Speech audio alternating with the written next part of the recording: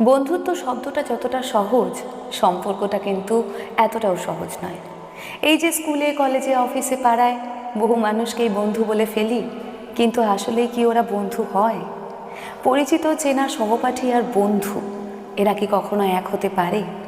এত এত নকল বন্ধুদের ভিড়ে কাদের বলবো আসল বন্ধু?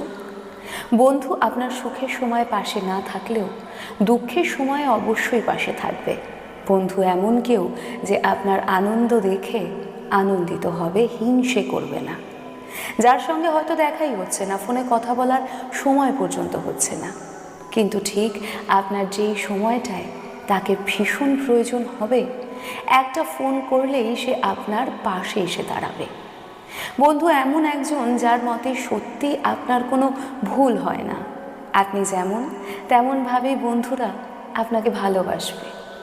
বন্ধু কখনো আপনার পেছনে